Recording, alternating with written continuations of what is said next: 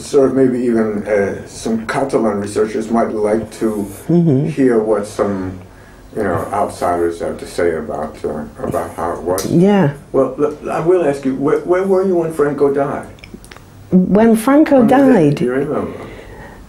Yeah, I was in a flat that I was sharing in Guinardó with, well, we were all English teachers at that time, and the man who I eventually married, who was a Catalan lawyer, he phoned, I think it was quite early in the morning now, and he phoned and he said, "Ya está." Because it was it was una muerte anunciada. And he just phoned and said, "Ya está." And we all kind of we didn't know what to do, What did you do? Classes go on as usual? No, we all kind of we just sat around in our pajamas and drinking coffee and saying, well, now what? And then, it's been a long time coming. Yeah. And somebody said, well, are we going to work or not? And I can't really remember, but very, very soon it was announced that there was going to be a week-long period of mourning and that all the schools and colleges would shut down. And I seem to remember all my friends, well, all my, co-workers, they all said, oh, we're out of here, we're going back to the UK or to see girlfriends or boyfriends, wherever they were. And I stayed. I didn't want to go home, and I didn't have any money to get a flight, and I just wanted to stay and see what was going to happen. But there was a lot of tension, because people had kept saying, oh, when Franco dies, there's going to be gunfire in the streets and nobody knows what's going to happen. So there was a tremendous amount of tension, everything was very quiet, and everybody was just sitting there just waiting to see what was going to happen, and nothing happened. Well, I mean, nothing, explosive happened. And I'm trying to remember, my memories are very hazy, but my boyfriend, who I eventually married, his parents lived in Terrassa, and they were Republicans, and everybody kept saying, I think lots and lots of people have said this, that when Franco dies, every Spanish home has a bottle of cava in the fridge for when Franco dies. And we didn't have a television in those days. In fact, very few rented apartments had TVs. So we went to Enrique's parents' home to watch TV. And all his family came, his brothers and his sisters and one or two neighbours who didn't have TV. And it was like Christmas. We had a huge meal with, cannellonis, which is what people usually eat for Christmas, and pollastre and prunas and piñons and cava, and we just sat and watched television. And I seem to remember going there day after day to watch the TV. And I can't remember all the chronology, but I remember, what was his name? Was it Calvo Sotelo, who actually announced that Franco ha muerto? And the coronation as well happened around then. My memory's pretty hazy, about the chronology. Did the TV treat it with a lot of solemnity? Oh, yeah. It was, I can't remember what was actually on the TV, but it was very, very, very solemn, and people crying, and it would go on for ages and ages, showing you all the people who were visiting Franco's body and so on and so forth. In your in-laws' home, did they speak Catalan while Franco was still alive? Oh yeah, Not yeah. On the street, is that how? They always spoke Catalan, yeah. At home. Yeah. And they always spoke Catalan amongst themselves. And I mean, when I came here, everybody spoke Catalan amongst themselves. It didn't seem to be, they spoke it in the street and everything. The repression wasn't, I remember when I first came here. Which was when? 1973. That's when I first came to Barcelona, because I was in Valencia in '69. I remember walking to and from work along, it may have been Calle Mallorca, and there was a shop window, and in the window there was a blackboard full of mathematical or formulae. And I said, what the hell is this supposed to be? And somebody told me, I think it was my boyfriend who told me that it was in Catalan, because people had said, oh, you know, the Catalan language is not suitable for culture and science and research and technology. And these guys had put up this big blackboard, I think it was a publishing house, I can't remember which, with all this mathematical stuff in Catalan. They say, yes, you know. And that must have been in 1973, 1974.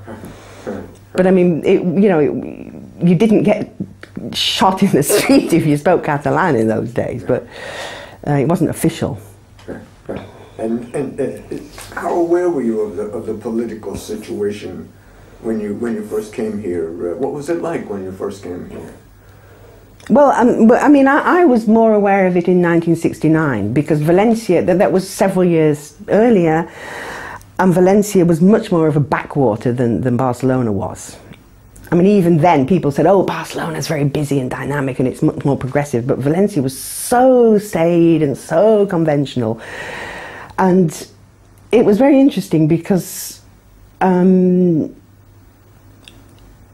Valencia, when I first went to Valencia, I was only 17, and I stayed with a family as a paying guest. The idea was to learn Spanish.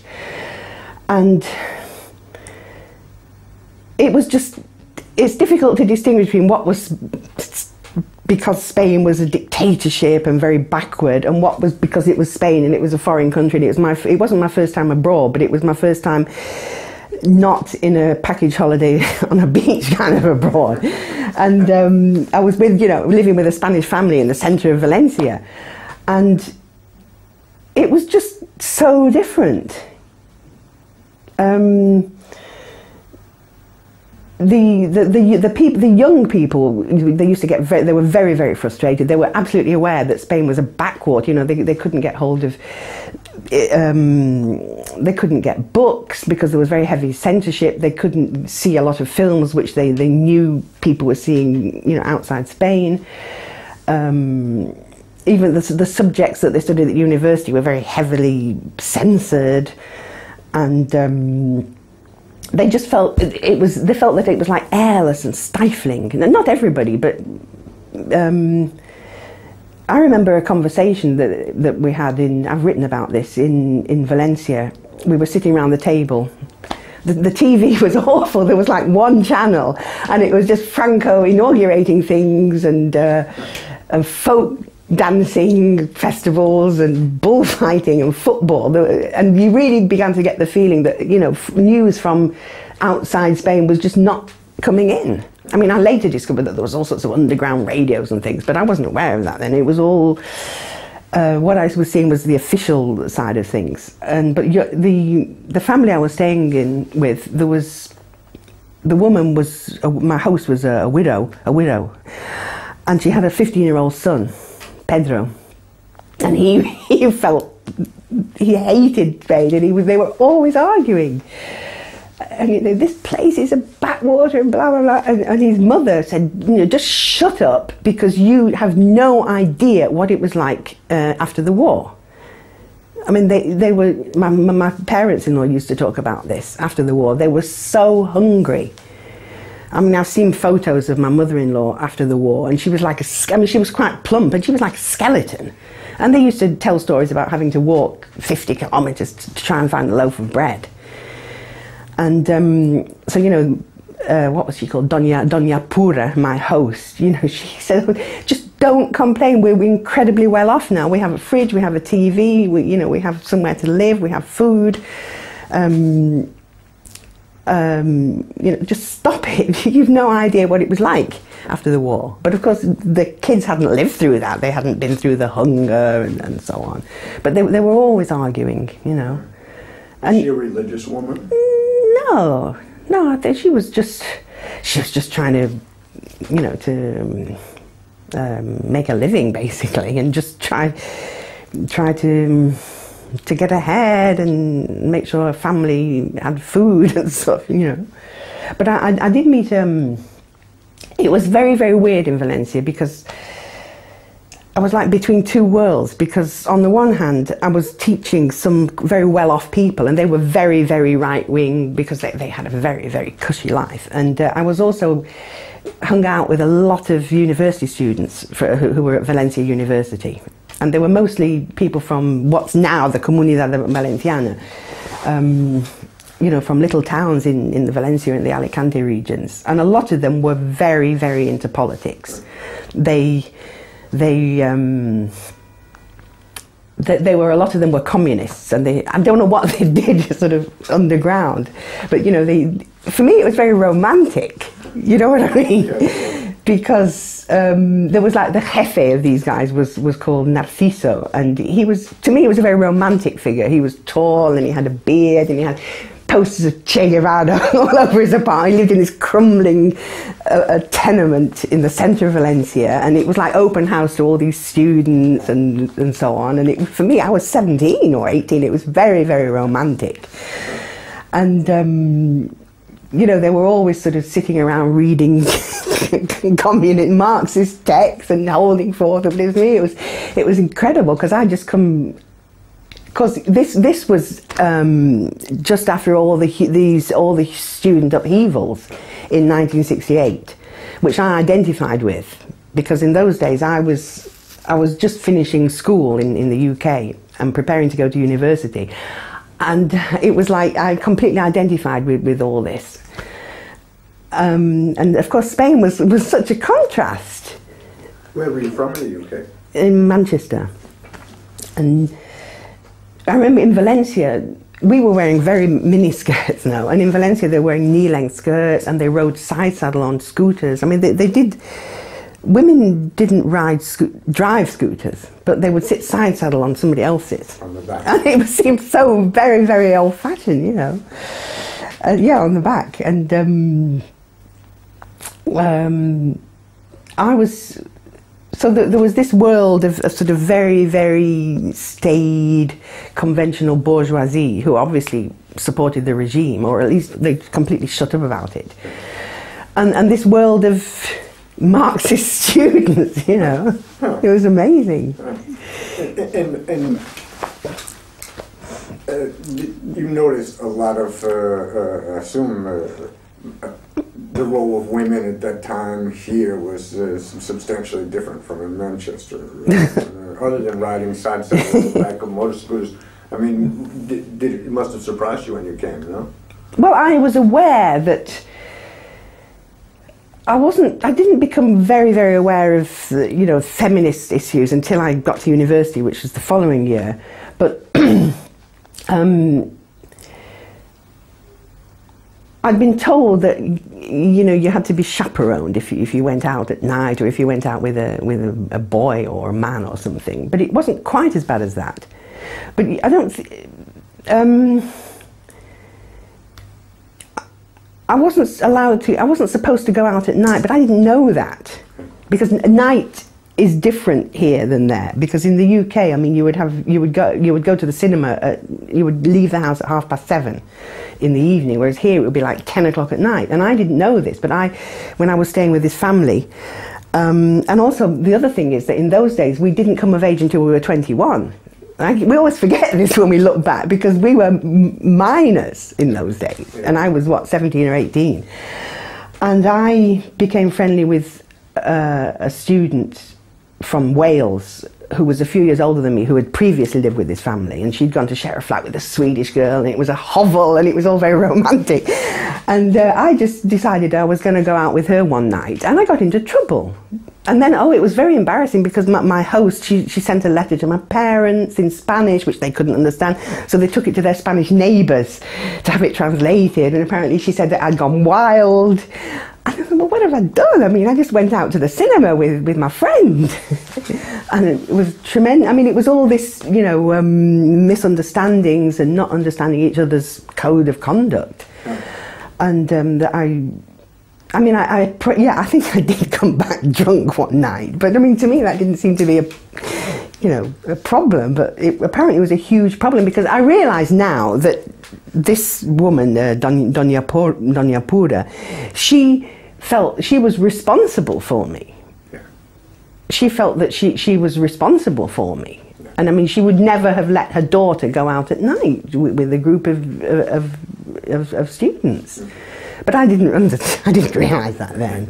But yes, and I talking of women, one of my English students I had in Valencia she was a few years older than me, and she was from a very, very wealthy family. They had this luxurious apartment in the centre of Valencia, and I used to go every day, and I was supposed to teach her English, but we ended up talking. And her father was, excuse me, some kind of rich businessman, and she had a younger sister who must have been about 13. And I think they had some sort of big shop where they sold electrodomésticos, and I think Paquita helped her dad in the shop. And the daughter was presumably a schoolgirl, but they were very, very, very hospitable. The one thing that stands out about Spain in that was everybody, whether they were Marxist students or Francoist bourgeois, they were incredibly hospitable, and they used to invite me for meals and things. And they were still in mourning for a son who had died, and you know, I don't know how many years had passed, and they explained all the ins and outs of mourning to me. They all wore grey and beige and so on. After all these years, and Paquita was absolutely fascinated by my life, and she was also very concerned about me, because by that time I was sharing a flat with a whole crowd of students, including men and women, which was actually unheard of in those days. And she worried about me. She really, really was terribly scared for me, and at the same time you could see she was envious. Yeah, yeah. And one day they invited me for lunch, and after lunch, the Paquita's formal novio turned up, and it was like a formal visit, and they sat in a little salita, and the younger sister did embroidery, and I was like, I thought this only happened in Jane Austen novels, and this was 1969, and they were doing embroidery, you know. And then, but the worst thing was that we went out on the town one night, and we ran into the novio, the formal novio, and she said, "No, we're going to get married," and blah blah blah. And he was out on the town with a group of guys. They tried to pick us up, and then he finally realised who I was, and we said, "No, go away," you know. And it all seemed very, very, very contradictory. And but she was a very docile person. I mean, I'm sure there must have been a lot of you know, the women were very, very repressed in those days, and I'm sure there must have been a lot of raging feminist women just waiting to come out. But it was fascinating meeting those. And my Marxist friends, they said I was not to go and teach these people because I was getting money from these bourgeoisie and so on. It was this huge contrast, you know. And then you decided to come back, but came back to Barcelona. No, well, I went back to the UK to go to university. And then after university, that was what they now call the gap year. Yeah. I was there for 6 or 7 months. And I came back. The interesting thing is that I went back to Valencia because I loved it, and I loved the people after my first summer there. And I did Latin and Greek at university, and my teachers wanted me to go to Italy. And I said, no, I've got to go back to Valencia. So there was already this feeling about the place, and I had lots of good friends there. And then after university, I wanted to do stuff with languages, so I mean, I just think I'd like to go back to Barcelona because I think it's like a bigger version of Valencia, you know. So I looked for jobs all over the place, but I particularly wanted one here, and I got one here, and I came back in 73. And never left. I didn't leave. And by that time, you say that it sounds like things were a little bit less repressed, and there was, I suppose, yes, politics was fairly open even then. And did you have a sense of, what sort of sense in those days did you have of Barcelona? What kind of city was it for you? How did you live here when you were in the early 70s? Well, it was basically going to work and then going down the Gothic quarter, eating and drinking. I'm trying to remember.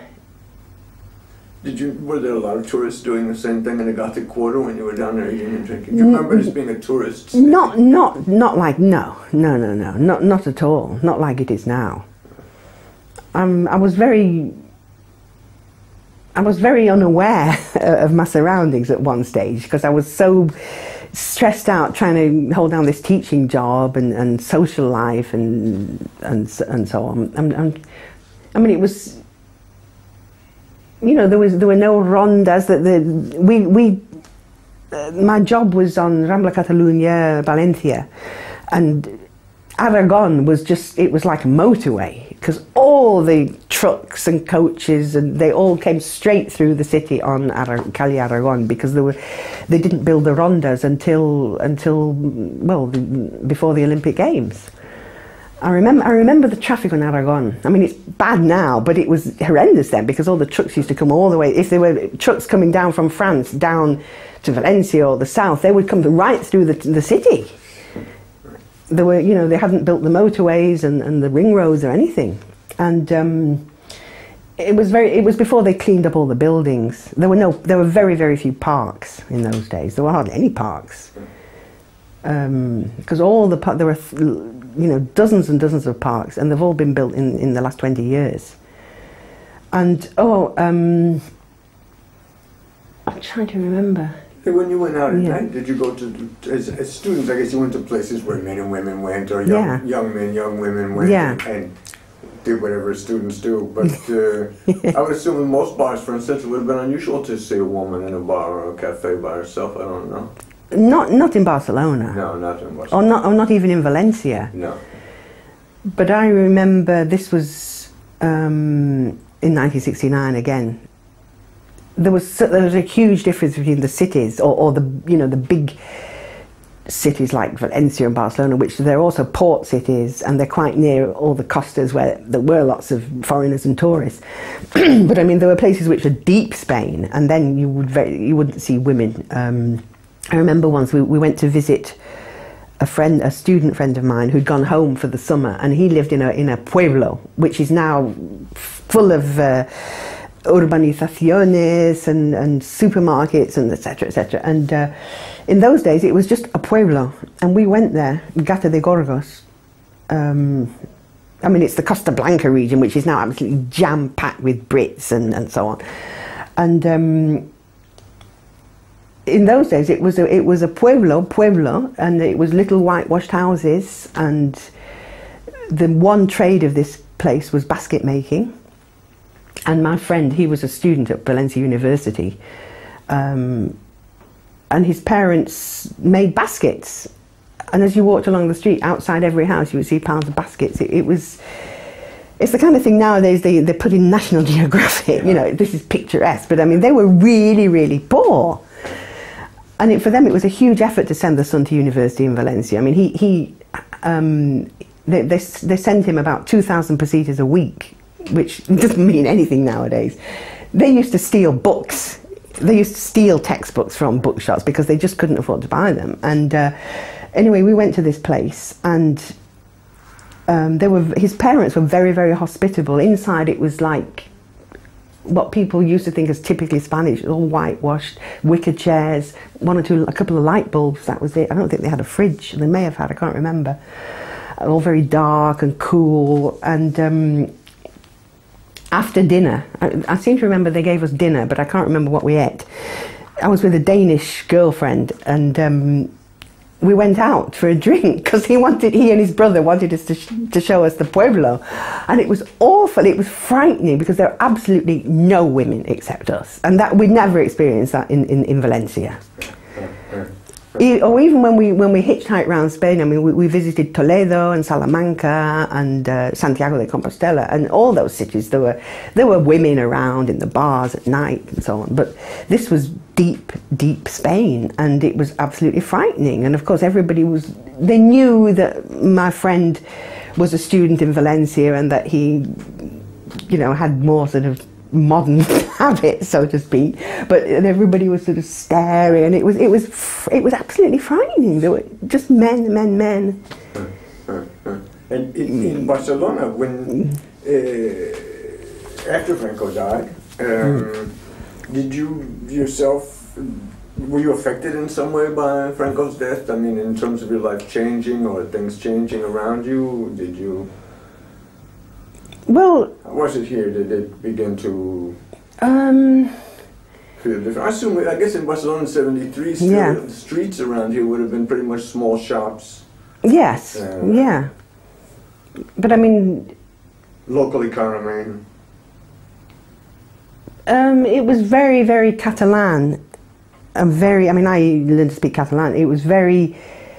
Yeah, all this globalization stuff didn't... You know, and the sort of smart designer things didn't really start happening until the 80s. I'm trying to think. My personal life didn't really change, but the atmosphere was completely different. Really? How so? Well, I remember, you know, when, as I said, when Franco first died and there were all the funeral things and nobody knew exactly what was going to happen, there was like, everybody was very, very quiet and very tense, but everything was very, very calm. And I don't think people really began to let go until, I think it must have been, I remember in particular the first general elections, which, what year would it have been? 78 or 79? That stands out in my memory because then everything kind of completely exploded. It was like a huge fiesta which went on for weeks and weeks and weeks, the election campaign. Suddenly it was okay, you know, to talk politics and it was amazing. I mean, I'm sure there are lots and lots of documentary evidence of this, but I remember that the streets were literally ankle deep in election pamphlets, and there were posters everywhere, and there were lots and lots of different parties and candidates, and it was all okay, and it was all out there in your face. And it was, I mean, everywhere you went, the only conversation you heard was politics. Everywhere, in bars, in the classroom, and we're still teaching then, on the buses, on the metro, everywhere. Just, you know, as people went past you in the street, everybody was talking politics. And it was June as well. It was beautiful weather, you know, all the trees were in bloom and all these papers flying around all over the place. The atmosphere was, I've never ever experienced anything like that since then. And then people kind of got used to having elections and so on. And oh yeah, another thing that I remember was when Tarradellas came back. I had problems with my feet in those days and I couldn't walk properly. I was in pain, and we were listening to it on the radio, I think. And I remember listening on the radio. He flew back in a plane full of journalists, you know? And when they flew over the Ebro, you could hear all the corks popping and people crying and "Ya soc aquí," you know. He came from Madrid because he stopped off in Madrid, and they obviously signed all sorts of pacts and things. And then he came here, and my husband said. I mean, my husband is totally Catalan. He was totally Catalanista, totally del Barça. Oh, that was the other thing, all the football stuff, which was a thing about our family. And he said, "We've got to go down to Via Laietana." And I said, "I can hardly walk." And we went in a taxi, and of course it was jam-packed with people, and we sort of stood there, and all these official cars crawled past, and everybody was... And I was in such pain that I wasn't really aware of... I had a problem with my foot, you know. But I remember that. And my husband was not into, you know, going on... He wasn't into sort of... apart from football, doing things where there were crowds of people, but for him it was... He found himself very moved. Very, it was so important for him, you know. The president of Catalonia has returned from exile. It was amazing, you know. Absolutely amazing. And football played a very important role. Oh yeah, because all their Catalanismo and all their frustration with Spain and politics, it was all channeled through the football. I mean, lots of people have written about this and talked about it, but it's obviously obsessive. Was it surprising to you? Yeah, I think it was. Yeah, I think it was. The UK has quite a football tradition also. Yeah, but my family are not into football. Yeah. But I mean, yeah, obviously in the UK people are football crazy, but it does have a political transcendence here, Yeah. in particular for the Catalans. And you know, if they were playing Madrid, it was all their frustration and rage was all channeled into that football stadium. And how long did that sense of sort of possibility and exuberance last after the first election? I can't remember. I know when there I think there was a feeling of, okay, now let's see what happens now. Were you here in February 23rd, 1981, when Tejero entered? Yeah. Where were you on that day, do you remember? Oh, well, on that day, it's rather embarrassing because I had a lot to drink that day. And I wasn't aware of what was going on, but I was at home waiting for a private student who used to come on, he was a doctor, he used to come on a motorbike. And I mean, but my personal problems were so involved in this that it's difficult to talk about, because I'd been drinking a lot because I was very stressed out with teaching. And when my student arrived, he was in a total panic, and he said, and I was, after his class, I was supposed to go up to a clinic up in Tibidabo to have, I think I had a problem with my wrist, and I had to go to see the doctor about it. And my student arrived very late in a complete flap, and he was telling me what had happened, and I wasn't taking it in. And he said, "I'm sorry I'm late, but they've invaded the parliament," and I thought, what the hell's he talking about? And he said, "Get on the motorbike, I'll take you to the clinic." So he took me there, and everybody was just sitting there, sort of, somebody had a radio, and there were crowds and crowds of people sitting there. And nobody was, I finally pieced together what had happened, and it was like everybody was very, very tense, and it took hours. I think I waited about 3 hours to see the doctor. I mean, people were still working, but there was all this, and I finally got home, and my husband was at home, and I thought, what the hell's been going on? And he was sort of saying, this is the end, this is the end. We've got to get out of this country, this is the end. If the dictatorship comes back, we're leaving. But then obviously the following day it was defused, thanks to the king, so they say, and then I think after that people really began to think maybe we really can continue with this democracy, you know. But that was a really frightening moment. But I mean, obviously my personal problems, it was filtered through all that, you know. Well, true for everybody. Yeah, I guess so, yeah. Good, Valerie, that's good. I think that's, so, yeah. Yeah. Good. I'm kind of... This is a